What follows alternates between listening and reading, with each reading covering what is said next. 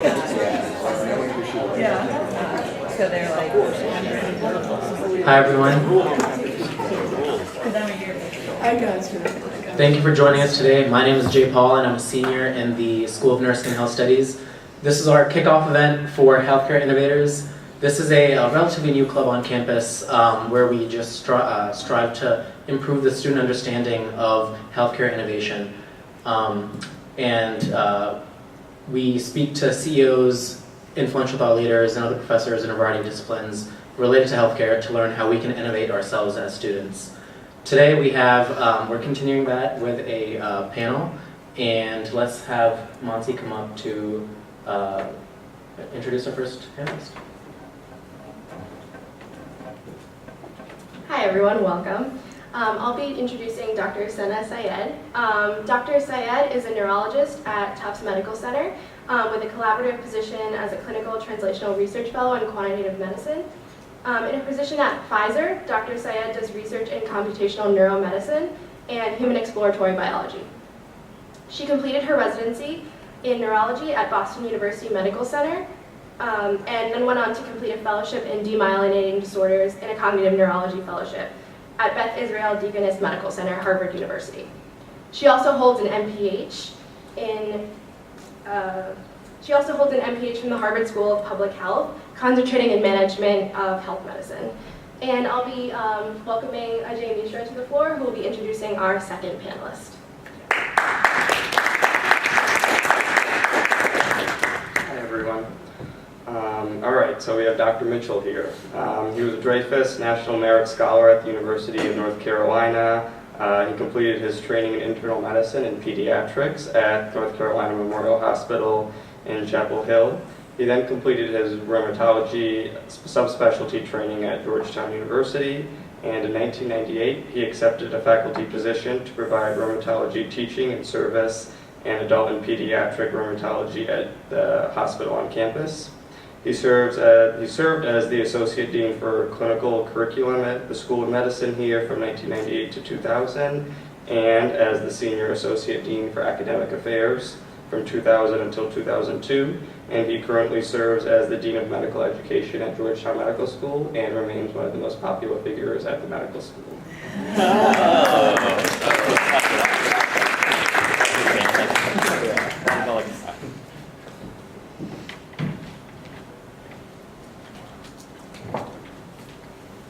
So without further ado, let's just start off the panel.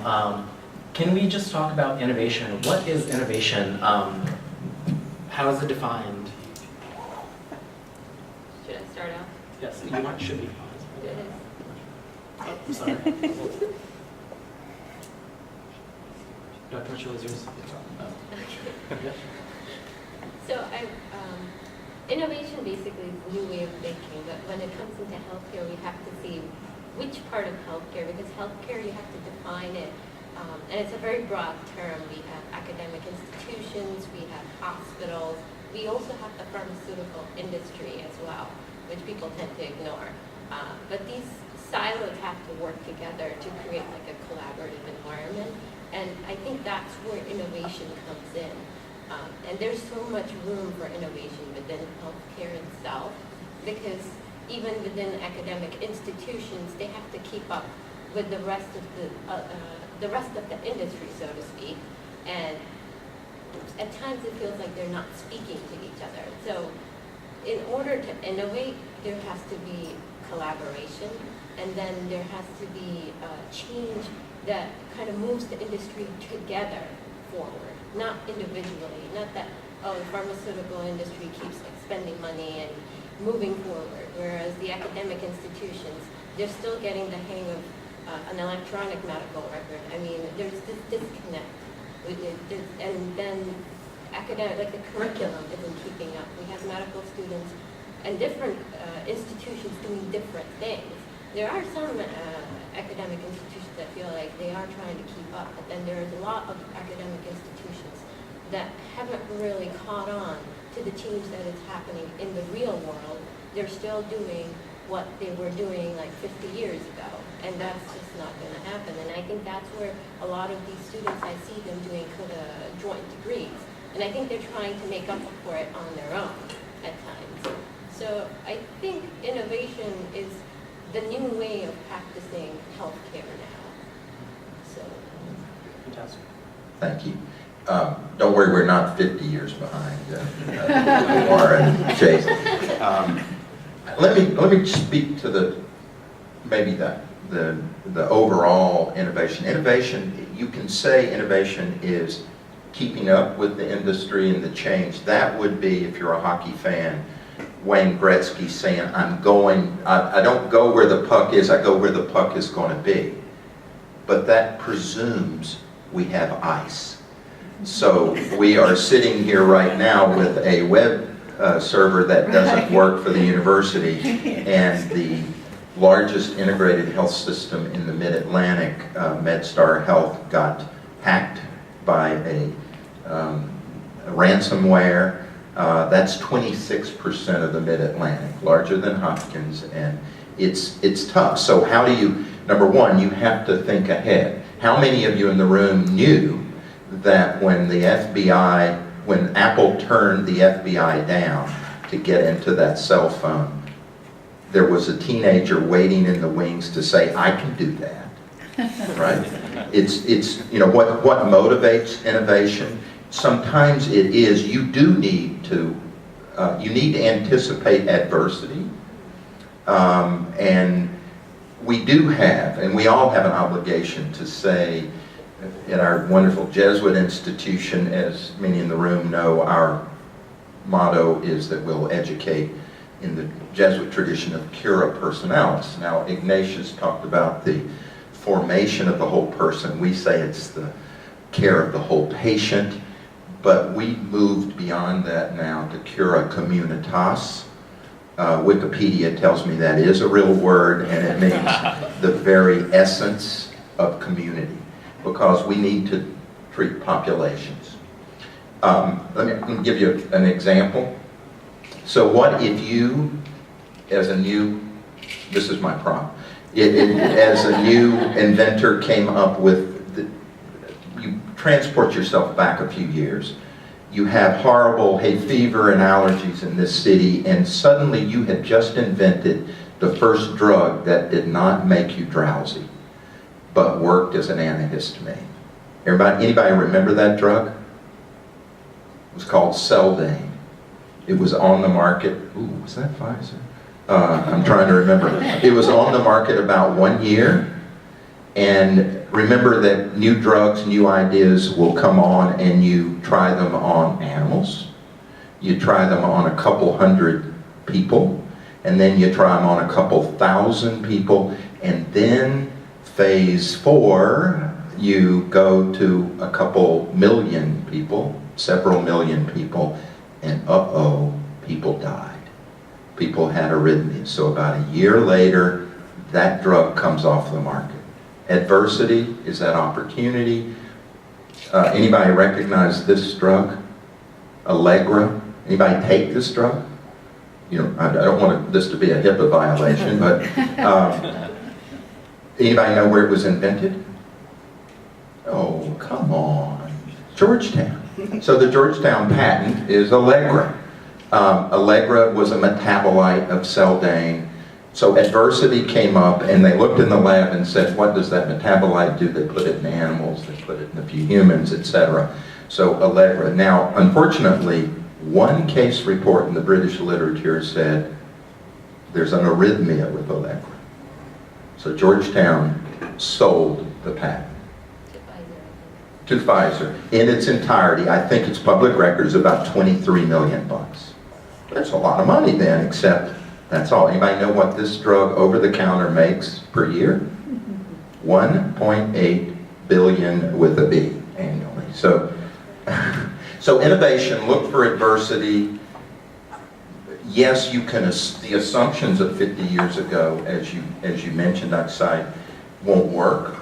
We can say we want to go where population's going to be, but the mechanism even to get there may change. So if we're not innovating, if we're not, number one, if we don't think outside the box, we'll never get outside the box. If we're not innovating, I don't want to be over dramatized and say if we're not innovating, we're dead. But if we're not innovating, we're not where we should be.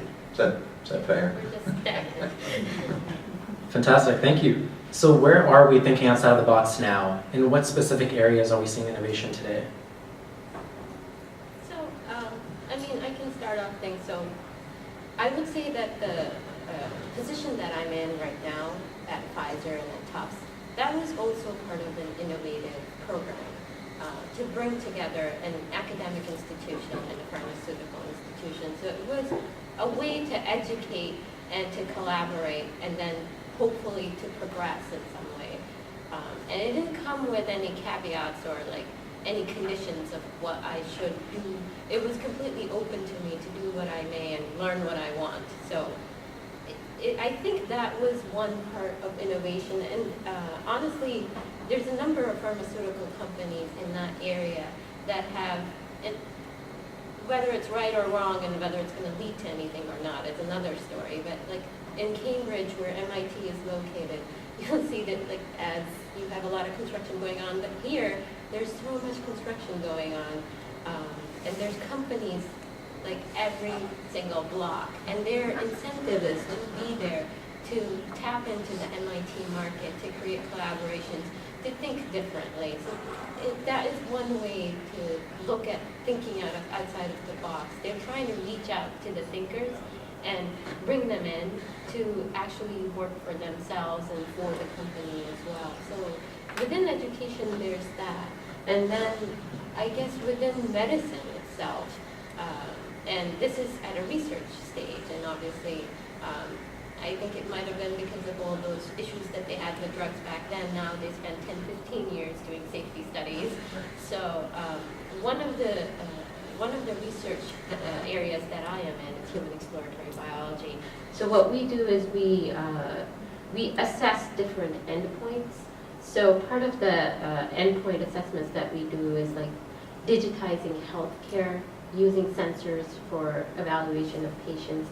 So that's another avenue that's going to open up down the road. I mean, it's already out there. We're sitting here with our Fitbits and Apple Watches and whatnot, and we're collecting all this data. But I think that would be another step down the road, that data would suddenly mean something after some time. So these are like, there's some innovation going on in the background, and some of it comes from the outside and then just becomes incorporated into the healthcare industry once someone recognizes its importance. I think I would agree to say certainly populations, big data.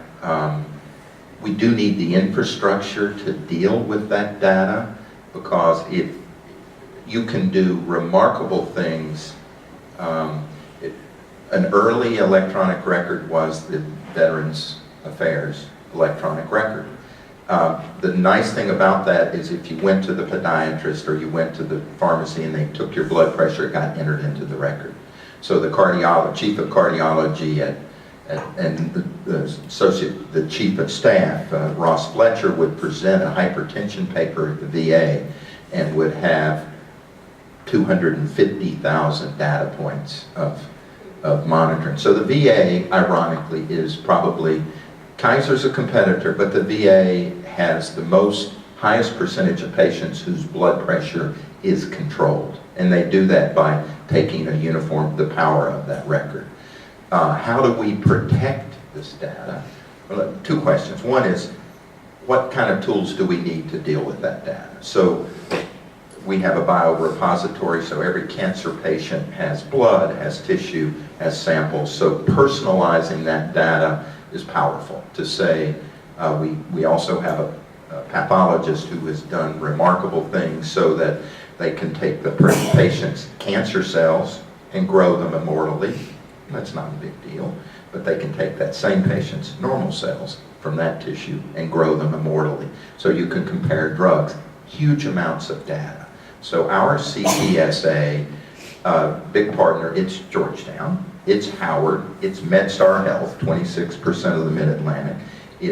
Howard has the African American genome, but it's also Oak Ridge National Lab.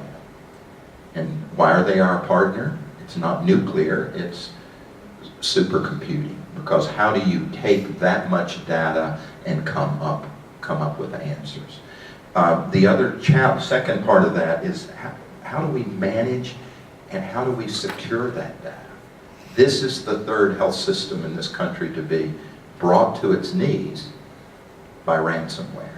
It's probably, this isn't an ethnic statement, it's probably a 12-year-old Chinese young man, or maybe, I guess it's Russian now, we think, sitting somewhere to hack. So if we go to the cloud, are we on a floating island in the cloud?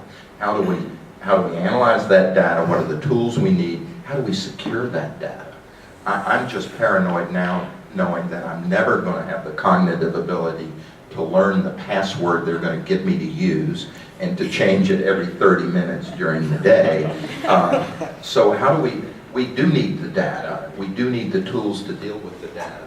I think that's the biggest area of innovation. I would agree with you. It is data management. Yeah, data management, it is a really big deal right now. And maybe they should move to fingerprints, that might help with the password issue. But there's no right answer right now. But I will say there's a lot of movement in this direction. Even Pfizer, and this is now a matter of public record, that we're collaborating with IBM to see where we can go with all of this. And we have various projects ongoing with even data management. And I thought that we had a problem in an academic institution with data. But then I went to a pharmaceutical company, and a pharmaceutical company that had billions of dollars. And even they didn't organize their data right. And even they had problems. And it was amazing to me that we had this resource and nobody had yet figured out what to do with it. And instead, we're moving on and collecting more big data. We're coming up with ideas in which we can even increase the amount of data we have, but we still are figuring out how to actually use it. And there is a cloud system in California for imaging, at least, not so much for medical records. But for me, that even with the caveat of it's being, susceptible to being hacked or somehow compromised, I still think it was a valuable asset. I mean, the idea that you'll be able to access someone's imaging from area, it's very valuable to me. And when I think about it, I think about how much value it would add to the medical care of those people, because it sort of takes away the time lost in trying to getting those records, talking about them, and reaching out to different people and wasting time, essentially. So I think that the idea is that we should proceed with this. And I think EPIC, which was based off of the VA medical system, that's another front in which we're trying to create a system of, national medical records, not national health care, but national medical records. There are only about 100 vendors in that space. So yeah. If you have 100 vendors in a space, it says none of them, Cerner or Epic, have it right yet. Yeah, but Epic has actually, the only reason I mentioned Epic is that it's in Boston, it's also in Chicago, it's like across. It's in Washington. Yeah, it's in Washington. So it's a little more than the other systems I've used, in which even within Boston you can't talk to each other through that. So it seemed like a step ahead of everything else we have. And yes, it's true, it's surprising that nobody's jumping into this and creating a system that would take out all the other systems, because there's so much room to improve. So yeah, all of these things need to be worked on, but there's just a lot of ideas floating around. I think if Wayne Gretzky were here, he'd say the puck is going to be at CVS and Walmart. It's going to be where our patients are. It's not going to be where the 500 patients in our academic clinical trials. It's going to be where the 50 million people are buying drugs and using them. So many institutions have collaborated. We're collaborating with Will Schrank and the folks at CVS. And where does that biologic data reside? It's demographic data, but it's also compliance. It says, but I wrote a prescription. It's still at the drugstore. It didn't get picked up. So So I think we also need to think about looking at impact, high impact things. We need to go where the population is and figure out how it's there. They're using, CVS is using apps. Remember, we've moved from the Tupperware box that has all your pills in it to now an app that reminds you, did you take the orange one? Oh, I forgot that one. And that's my Parkinson's medicine. I have to take that one. So I think we're probably going to be looking in different spaces. Awesome. So, Dr. Mitchell, you mentioned the patient. There is some controversy that all these technological innovations and electronic medical records, predictive technologies, these apps, they actually lead to the deterioration of the physician-patient relationship. Do you think this rising use of technology will hinder this trust dynamic between the physician and the patient, where everything is being, outsourced to the computer, if you will, and the patient just comes in so the doctor can use the computer, and then the patient walks out? I think what we forget is where the patient is. So if we engage the patient, it's curriculum again. We need to have curriculum. Part of what we're trying to do in our communication course and physical diagnosis is teaching the user to be able to engage the patient in the same screen, or use, dragging and dictating notes and things helps in whatever your electronic record is, but the patient knows. So patients, for me, if they have a sleep disorder contributing to their pain syndrome and their fatigue, you can add the Fitbit, or you can have the sleep monitor and have them bring that data in, or have them look at it and say, oh my God, I really didn't sleep very well, and that was the day I had my 3 mochas after 4 p.m. So I think the patient is already there. I would say it's a point that we need to work on curriculum to teach us how to use it. When I first started literally taking a laptop to the office to see patients, and I would be typing my note into a letter so I could send it out at the end of the day. And one of my patients I'd had for a long time said, ever since you got that damn computer, you never look at me. So I stopped using the laptop until Epic and Centricity came along. So, but I think what we're going to find is the patient is already there. Our students are already there. I mean, the only thing I would add is there may be a change in sort of the dynamic between the patient and the healthcare provider. I feel like that might just happen. But if we're moving towards a more digitized system in which the patient is also engaged in the data process, in their care, and sort of taking responsibility for their own health, it might actually add a little value for them to some extent. Maybe the communication will be different, but at least they would know where they're going with all this. And the element of social responsibility might overall help, but I mean, we'll see what happens. I would agree. I think there are a number of systems. There was a system that we collaborated on that I think Jocelyn started using. It's old news now, but it basically had the finger sticks, the blood glucose at home.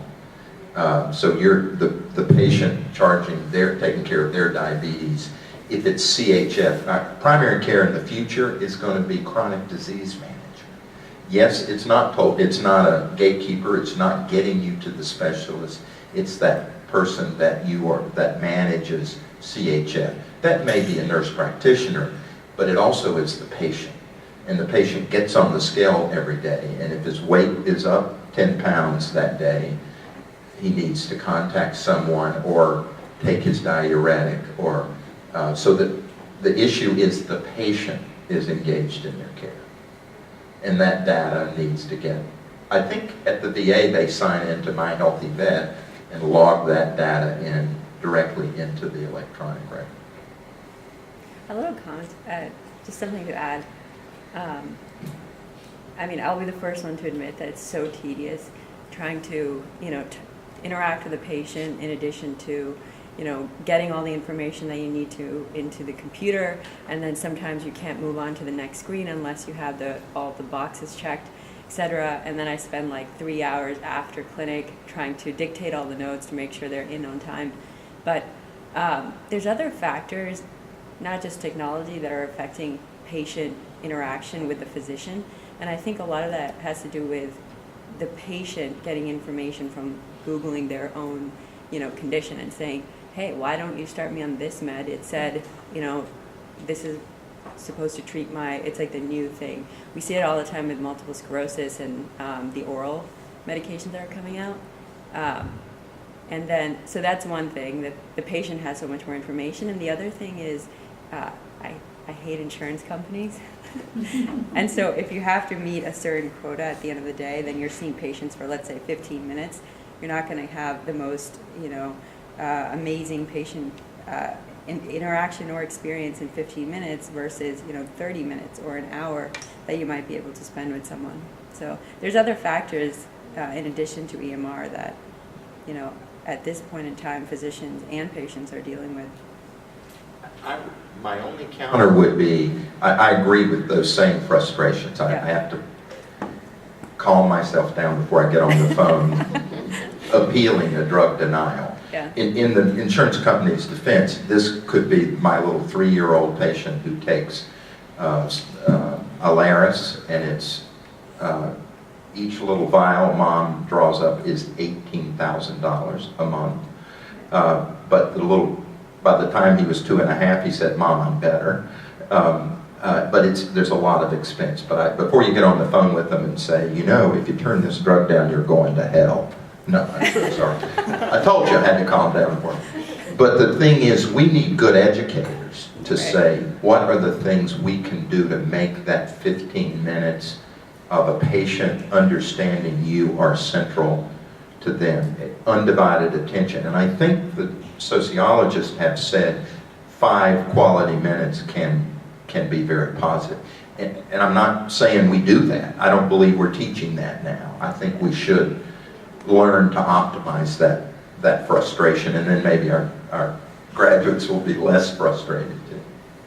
No, I agree. I mean, we do the complicated patients that we see, and I know they're just supposed to be someone you're following up, and that makes it less important, but it can get very frustrating. So maybe if we had some information ahead of time and we had reviewed that, that would take away some of that frustration and make it more just going over what the patient has to add to what you already know. That may be helpful down the road. And as for what you mentioned about the Googling information, that's another thing, that control of data, that's another piece of data that needs to be somehow regulated. I have so many people come in with all these things that Dr. Google had told them. But I did not speak to Dr. Google. I need to work with him to make sure there's high quality data out there. So there has to be more autonomy to the physicians in educating the patients as well. We educate each other, we educate students, but we're not educating the primary person that's involved in healthcare, and that's the patient. And they're walking around looking for information from every source that they can find, which is never really the best source. So that's another, we have social media now as well. We have everything out there, and it's all in disarray, and there's fragments of good information, and there's a lot of bad information, and everybody's just sucking it in without understanding what they're doing. And our 15 minutes isn't sufficient to actually sit down and educate them with that. Especially now with the Press-Ganey scores and how the patient's rating you is dictating how you're going to possibly get reimbursed. I think all of these issues are extremely important. I mean, I wish I knew a lot about this during medical school, so I would be trained appropriately.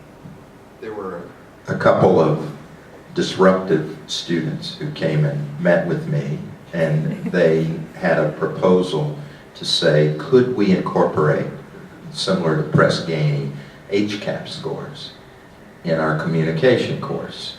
Well, that's like teaching to the test. For those of you who don't know this, every CEO of every hospital looks at the essentially patient communication score. Did people talk to me? Did people listen to me? And that determines, it's going to start determining what percent of Medicare you get back. And so is it just teaching to the test, or are there components of that we should be using to gear our, it's still just a perspective paper, hopefully they'll publish it. But the thought is, should we be, again, changing our educational model? Are there any other physicians in the audience by any chance? Or medical students? Are you guys in, have you started rotations? Do you have any comments on the subject?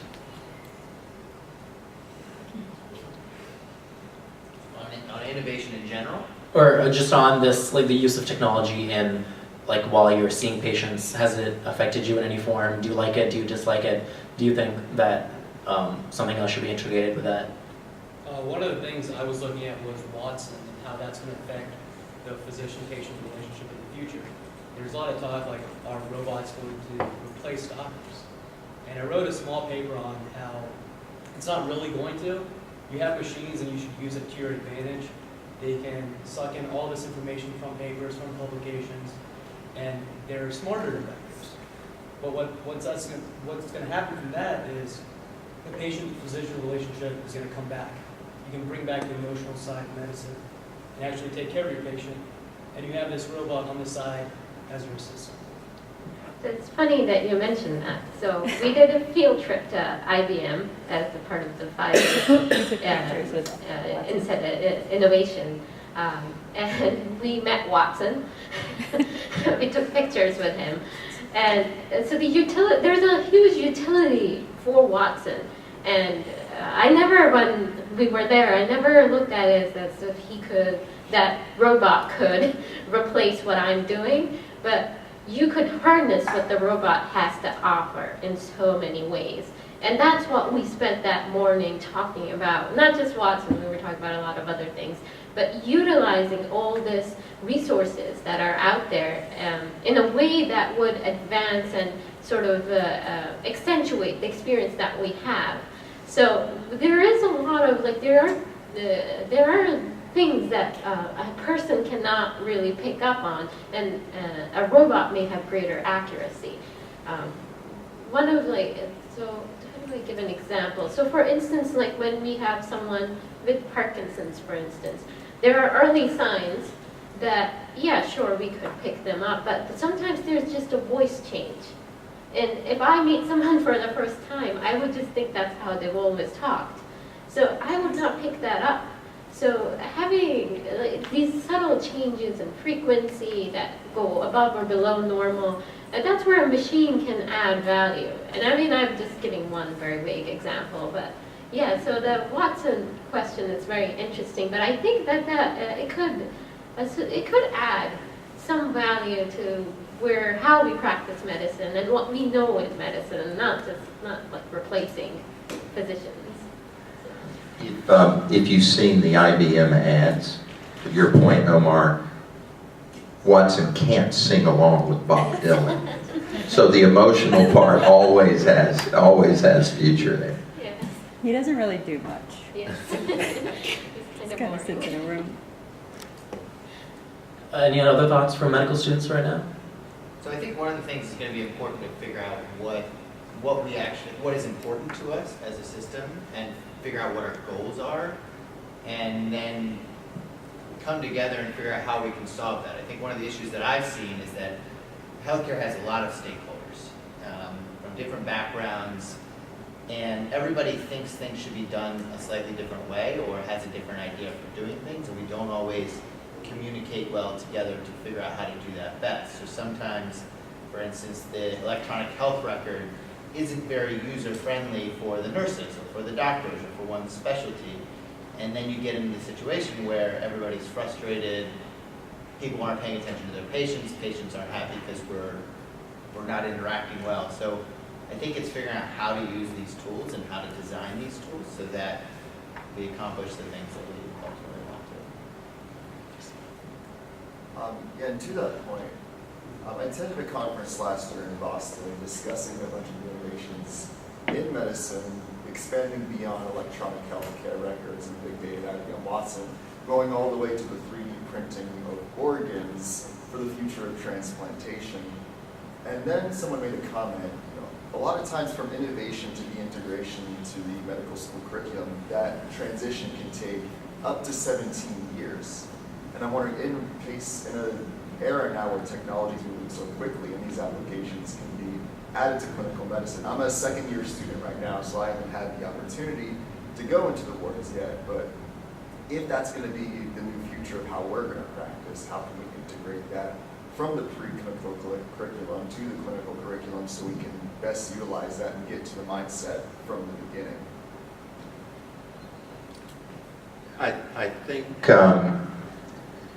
this may speak to the transition, and let me know, just kick me if I'm missing the whole point, but as curricula evolves, as even if we go to the other end of the pipeline and look at residency training and final training, those have shortened and they're based on competence. In other words, are there certain competencies you should have when you're ready? So this year in the match, there were probably 4 new categorical programs. If you were going to be a cardiac surgeon in the past, you would do general surgery for 5 years and then probably another 7 years of cardiac surgery.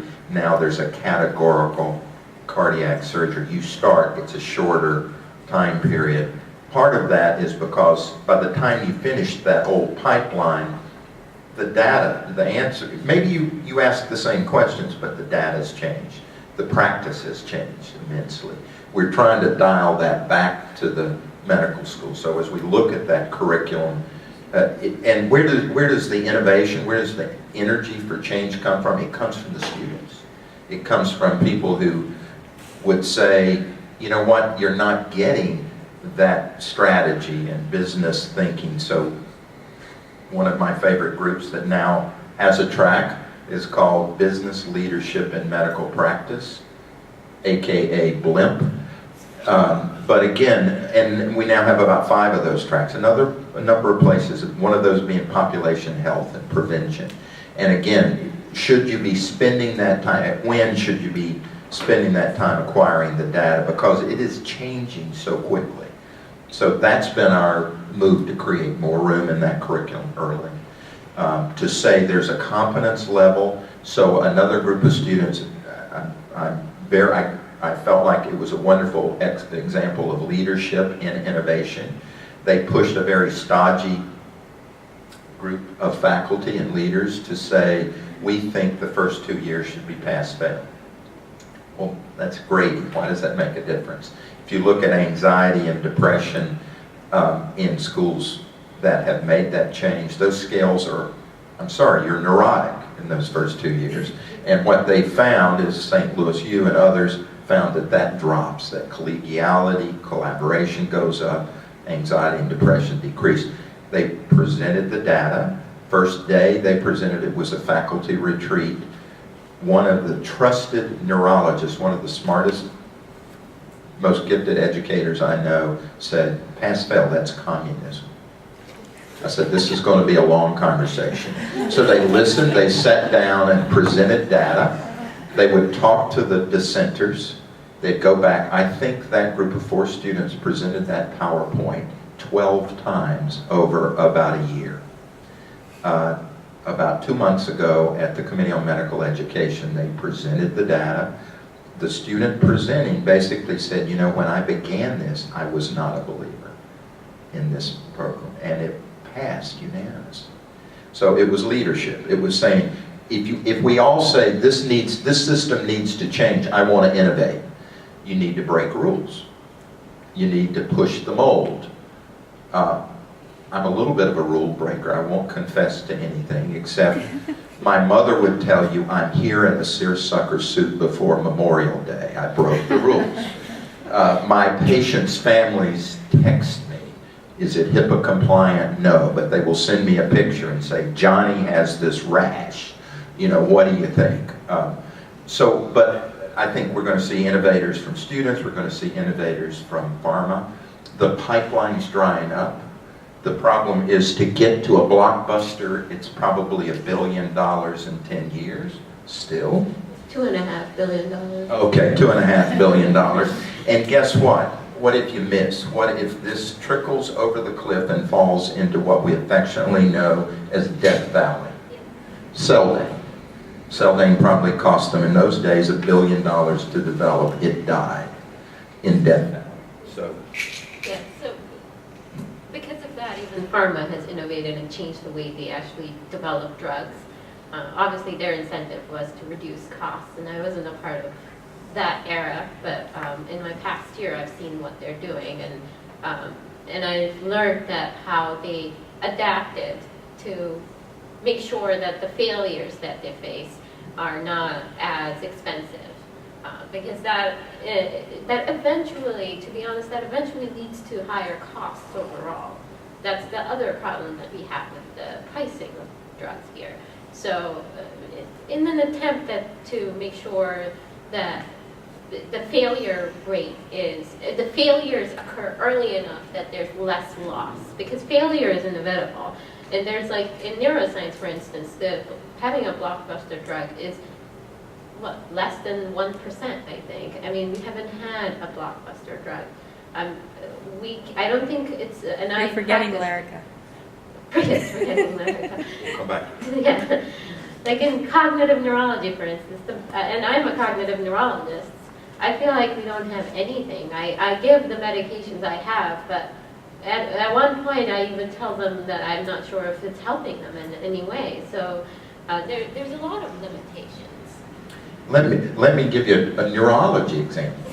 At first, another North Carolina graduate, who's now Francis Collins, head of the NIH, Human Genome before that, I think was instrumental in helping to facilitate something that would happen ad hoc, where you would take a drug that's crossed Death Valley, it's used for something else, maybe it's not very successful, it's sitting on a shelf.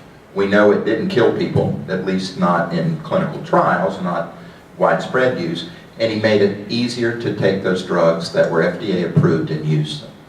So there were a group of one clinician and one investigator at our institution who took an FDA approved drug that really has been pretty successful in treating leukemia, and they put it in a mouse model for Parkinson's, and all of the inflammatory parameters and the biomarkers got better.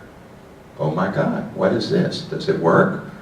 It's called nilotinib, and they did a, quote, very humanitarian phase 3 trial of people in wheelchairs, and they got up and walked. So it is dramatic. Now, interestingly, there's the company that patented it for leukemia probably got a little less generous once they realized that Georgetown holds the patent, but it is encouraging. And that individual, who's a wonderful educator and clinician, is excited. Now, what do we know? This is a drug they would have to take every day of their life. What's the impact of that? We haven't scaled it up. We know that it didn't hurt people with leukemia, but it's a short course of therapy. So there are a lot of questions, but it's encouraging. And again, that was one place where the system encouraged innovation. And I think we'll see, we'll keep our fingers crossed about nilotinib. Do you think the system sometimes discourages innovation? So there's a lot of controversy in pharma, especially, that even though we can be innovative in the way we develop drugs, in the end, the manufacturing process still inhibits innovation overall. For example, a lot of the plants that we use to manufacture drugs are very old. The FDA regulations are very old. The time limits that are imposed by the FDA are still very long. What do you think about that? Well, yeah. So This is for non-attribution. It won't get back to the employer. So regulation is a big issue, yes. And within companies, the most time that we spent, and $1.5 billion of those total $2.5 billion that we spend is on the safety. And that is, whether it be to keep up with the medical legal aspect of things or humanitarian reasons, that exists. That is a big I mean, from a pharmaceutical perspective, it would even be considered a hurdle at times, but it is a way to prevent some of the catastrophes that we've seen in the past. Yes, if we could disrupt that aspect of drug development, there could be a lot of changes, because a lot of the investment does not go into the preclinical research, as people may believe. That doesn't cost as much. It is the phase 3 trials and the phase 4 trials. And we're trying to spend a little more on phase 2 so that we're able to ensure success in phase 3 and 4, essentially.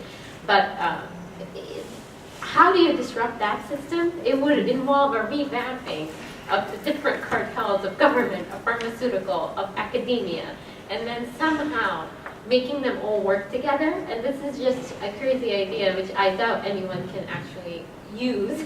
But what if it was a shared responsibility? But how, like, it doesn't add up, but if it was a shared responsibility, if physicians were more engaged in the safety aspect of trials, if they started taking an interest in these drugs before they actually, I mean, they're involved in clinical trials, but if everyone took an interest in a drug that had potential and agreed to see and use and come up with ideas to assess safety, and it became somewhat of a shared responsibility, maybe it would cut costs, maybe in some ways it may even help to get these medications to the patient earlier as well. In some cases, not in every case, not the Allegras, but there are some situations. Those of you who saw the hearings about the pharmaceutical CEO who basically said this was $200, Yes. or this wasn't even $200 and we're going to $750 because I can. The reverse, I would, just to pick up on your manufacturing question, manufacturing is not the cost. In fact, if you, one company I know a little bit about, Dr. Reddy's lab in Mumbai has a whole staff of chemical engineers, and they can reverse engineer any drug in the market. So generic drugs, and they can manufacture them with quality. You could say that that's dishonest. That's not fair. Is it fair if you were looking at the 30 million people living with HIV in Africa saying they can't afford the drug? And to their credit, PEPFAR, Mark Dybel, and others pushed basically to say that African countries pushed to say we need help, and can we genericize some of these drugs quicker? And so somewhere in between, where does the profit, the yield on investment, the line cross? So how long should my little patient's drug cost $18,000 a month?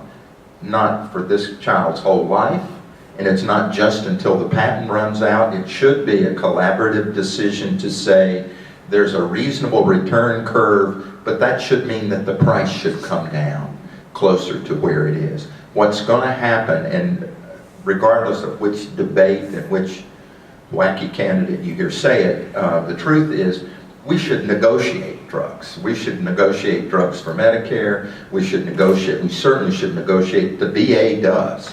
And so marketing, they spend a little less money on the VA market because the VA doesn't pay.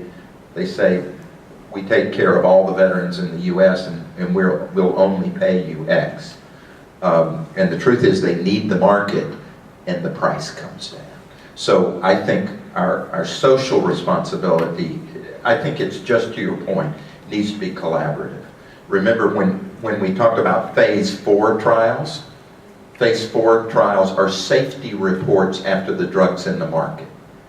You can say, but this isn't in any of the literature. This patient turned purple. Well, there was another patient at the hospital center who turned purple on the same drug. Maybe we should notify somebody. Those are reports, and until you get the drug into millions of people, you don't see the incidence. So phase 4 of the safety trials, we absolutely need to be doing those. But I think your point is we should also be involved earlier in phase 3 and in those. Fantastic. Thank you so much for. Oh, yes. I just had a quick follow-up. You were talking about how phase 3, big problem with that is funding and the risk of one institution putting all their money, eggs in one basket. There was a TED Talk a couple years ago, a PhD in drug development was talking about this exact problem, and his radical solution was if you could crowdsource the funding with different institutions, and it would essentially become a venture capital deal where if it's a blockbuster, if it passes phase 3, then a lot of these different institutions will benefit, and then patients will benefit in the end. I was just wondering what your take would be on That, hypothetically, that sounds like a great idea, but when you get different companies involved, they're going to have selfish reasons not to share profits, quite honestly. I mean, I cannot even imagine Pfizer is one of the largest companies, and quite honestly, I find it hard to see them saying, we have more than enough money, where does this other company come in and say that, oh, we'll help you. So quite honestly, I think it may work for smaller biotech companies. It may work, for instance, there is still a pipeline out there of drugs that are available to academics that like the companies have given up on, not because of safety reasons, mostly efficacy, that can be refurbished and then used down the line. And like those institutions may likely be able to do that and use that approach. But for Pfizer or a company like Pfizer or Sanofi or any of these very large companies like Bristol Myers or whatever, it's not a question of, oh, we can't afford to do this. It's a question of, we don't want to lose the money if it doesn't work out. So, just to respond to that, Omar, in a small way, remember, it may be the consumer, and consumers put together angels and venture capitalists. So in a small sense, we do a little thing where we will take 3 young investigators to, usually it's a very nice living room somewhere in Washington, and there will be a room full of funders, and that young investigator will present. Everybody pays to play in a sense. It's not that much, but maybe they put in $10,000 or $20,000 into the pot, and they pick the one of those 3 young investigators that are going to win the pot that day.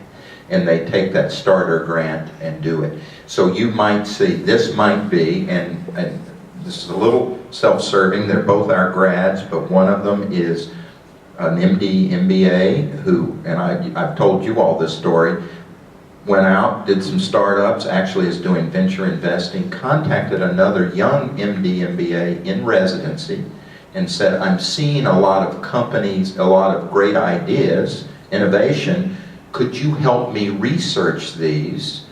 So he's paying them an hourly rate, and they're talking to somebody that says, we have this great new drug we think, or this great new monitor that will measure CO2 through the earlobe and the OR or something. And so they work with them and say, you know what, you need this data, that data. They go back to the venture capital, and then they basically said, now it makes sense to fund. So it hasn't taken Pfizer's market, but I think what we're going to see is the consumer is going to say enough of this. Unfortunately, neither academics or pharmaceuticals own the pipeline right now. It's an anemic pipeline. And blockbusters sitting on the other side of the valley are going to be small. I believe small venture is going to push us. Maybe I'm an optimist. No, but to your point, there is another company called Biogen that's really big in MS. And that was a very small biotech company. And now it is a major shareholder, and it controls the MS market. And I'm an MS specialist. So most of the drugs that I use for MS are Biogen-based drugs, and their marketing is extremely great. They're really good at what they do. They found a niche area, and they're working with it. But that was a very small biotech company that has now done an amazing job and changed the field of essentially one disease. They're pretty much changed the way I treat. So there are examples, to your point. It's just that not everyone can accomplish it. No, I just want to follow up on that. I mean, the costs of clinical trials, that those costs are in many cases of biotech small biotech companies, the reason why they are bought and as an exit strategy for them is to get by a big pharma company. And they don't even kind of care of raising money to that because they know they can go and just like buy a big one and that's easier. So they want to make themselves more palatable to be eaten. Yeah. Mergers and acquisitions are kind of how this plays out. I mean, Biogen is still Biogen, but I believe, I don't remember how many years ago, way before I started Pfizer, but they acquired Wyeth. And you may have heard the stories, it were almost 2 years ago when they were trying to acquire AstraZeneca, which didn't play very well with the Brits. But so this is how it works. There's always this going on. So we're running out of time, but just as a wrap-up question, what areas within healthcare do you two see as the most ripe for disruption? Where do you think the future opportunities lie for everyone in the audience right now? I guess I can start off. I think we've touched on some of it already, but the way I see it now that I'm also an academic, I just don't work for Pfizer, just to clarify, just Pfizer comes up a lot more.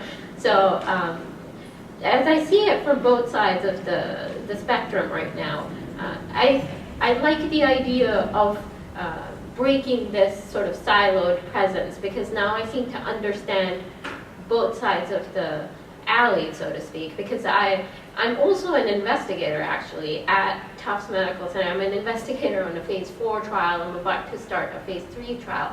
And when I go to my other job at Pfizer, I'm designing and running phase 2 trials and working in kind of the clinical translational space. So this kind of broad spectrum view I feel like it has really helped me understand. And it's invaluable for the people at Pfizer to have me there talking about patient experiences. It really changes their mind. It even changes the business perspectives they have. If I tell them there is a need, I say it based on my experience with real people.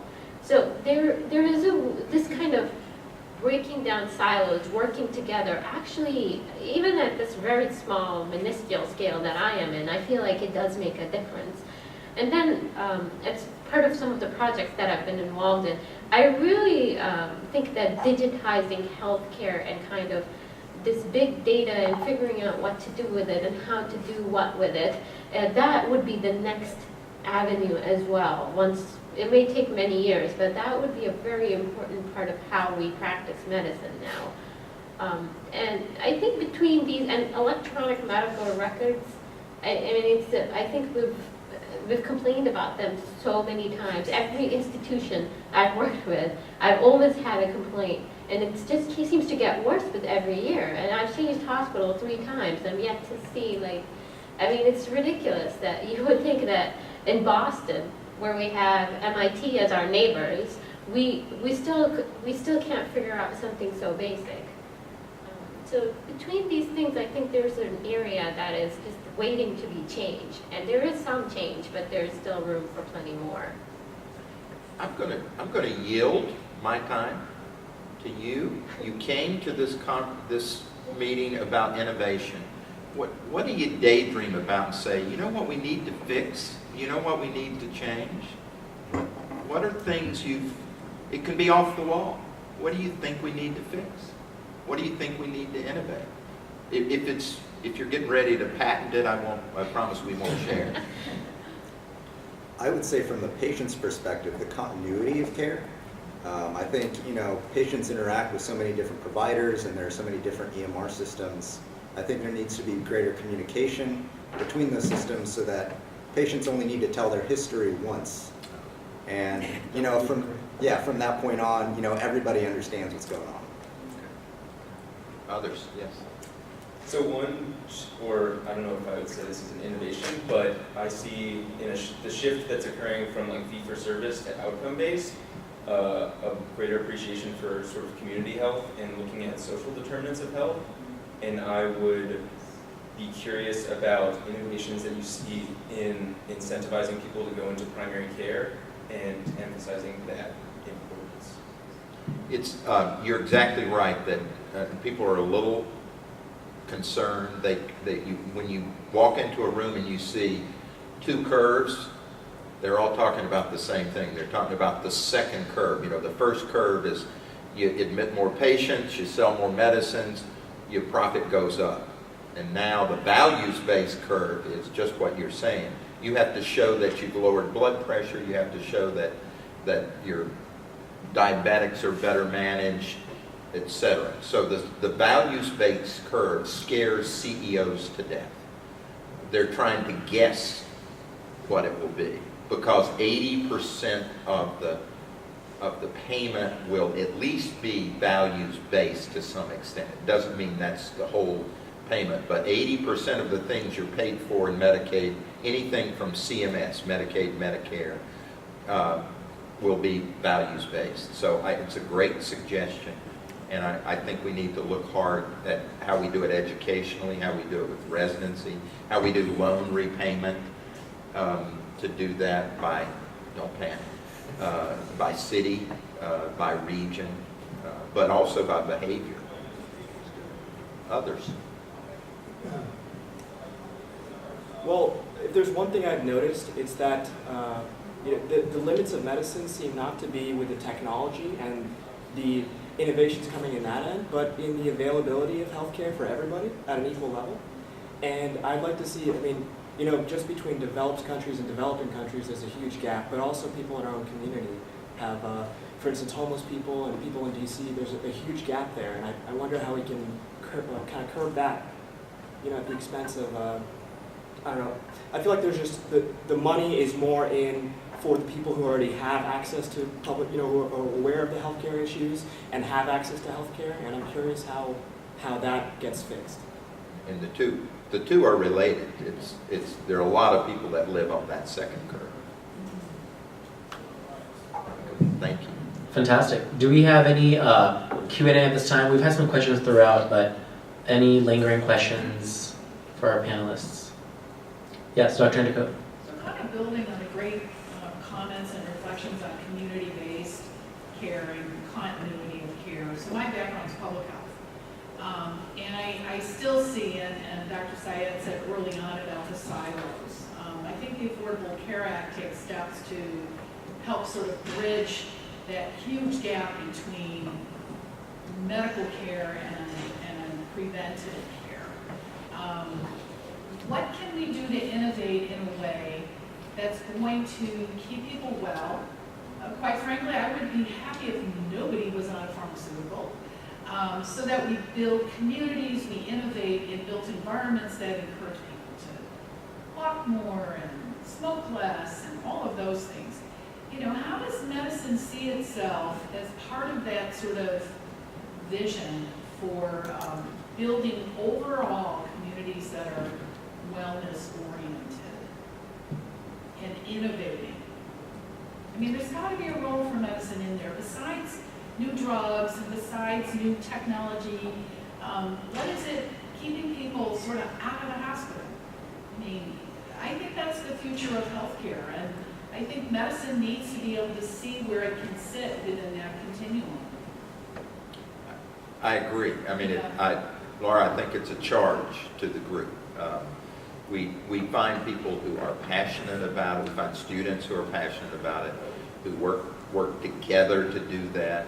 We see organizations now who have, a lot of times they are responsible for bigger populations, and they're trying to do just what you say. Lutheran Healthcare is building on perhaps planned living communities, but again, these are successfully aged folks, and they build communities, and in that communities it are what we would have traditionally called primary care, and their wellness, and they're doing all of it. Some of it has a commercial driver, because to sustain it, you know, it is, capitalism does work, and you know, so it's important for those programs to make sense, but they shouldn't be for that 1% alone.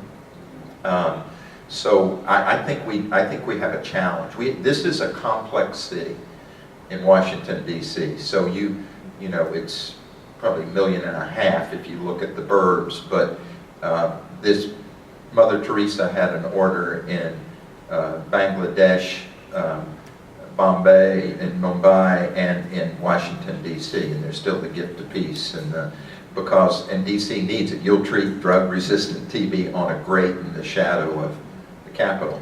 So the disparities around the country. So creating those communities that are not just motivated, not by profit, but by people who can afford or people who have insurance, but hopefully affordable care. Thank you for calling it that. I get a little tired of the talking heads calling it Obamacare. We could call it Romney Care, but... Any other questions? Yes. Just to follow up on the earlier conversation about value-based purchasing, I think one of the issues or problems that we need to solve with that is how do we determine value? For example, in the Affordable Care Act, we try to penalize hospitals that have higher than average readmissions after certain conditions, but there are a lot of criticism going on, like what factors should weigh into that formula, or whether we should adjust for patients' say race or economic status, stuff like that. Like, what do you think about that? Yeah, so I think a course for payment systems in hospitals when I was still in school. But value-based medicine, I mean, the idea is wonderful, but I think that they implemented it without actually conferring what those values should be. So you're right, there is a lot of controversy surrounding that, and it kind of jumped into action before it was completely teased out what the problems were. So re-hospitalization, readmission, and now people have ended up focusing on those parameters rather than ensuring, rather than concentrating on the medical issue, they're concentrating on readmission. They're concentrating on making sure this person doesn't leave before X amount of time. It has actually caused a little bit of extra cost in some way, because then some people stay in the hospital a little bit longer because there's this idea that they don't want this person to come back next week and will actually get fined for it. So I think there was again, it became that disconnect in which they created this system without speaking to the people who are in the system and running the show, essentially. So engaging physicians in this conversation was very important. And I think that's where they didn't do that. I mean, it's a good idea, but it needs a little bit of work, honestly, right now. The same issue, a lot of times it will be being involved in an academic healthcare system. You can argue that the issue, maybe this is spin. You can say we take care of sicker patients. They're more likely to come back. But often, the flip side of that, there's a unique program in North Carolina, started in Greenville in the eastern part of the state. There was a healthcare commission that basically said if we worked with the pediatricians here, and again, these were people coming to the emergency room, a readmission mainly around kids. It might be the asthma epidemic, and these would be kids who would be seen in the emergency room. They'd get their nebulizer, they'd go home, they'd get readmitted, or they'd get admitted, and sadly, some of them would die. I mean, their asthma was not managed. And it was probably not managed because that encounter was wrong. It was not managed because nobody knew what the family really could do. So what they said was, all of the pediatricians in this city, we will pay you a full Medicare rate for that visit if you can work with following up from the emergency room. They would have a nurse go home and say, you see that plastic box? It's called a nebulizer. Take it out of the closet. This is how you use it. What they found is it worked in that city. They went statewide. Over 5 years, they saved the state. They saved countless children's lives. They'd have a nurse who would either arrange for them, do a home visit, arrange for them to come to the office, not back. It was a readmission to the emergency room problem. They saved the state $92 million. this will be a political statement, and I apologize in this city, but the red governor said, I don't believe you. So she hired an auditor to go measure it again, and the auditor said, actually, they saved you $120 million over 5 years. So she said, we're going to take over the system. And I'm saying, why did you do that? Because there's money in it. The problem with access is if you expanded Medicaid in a state, the amount of money that came to the state went up, the amount of people treated went way up, and actually the amount of money saved by reducing readmission and making the patients healthier, not going at the 11th hour when they were dying, went up. But still, people are making the decisions based on bad data. That was the end of my political statement, I'm sorry. Any other questions? Awesome. Well, I believe Monsi and Ajay are setting up the food in the back. And Dr. Mitchell, Dr. Syed, thank you so much for joining us today. And can we just give a round of applause?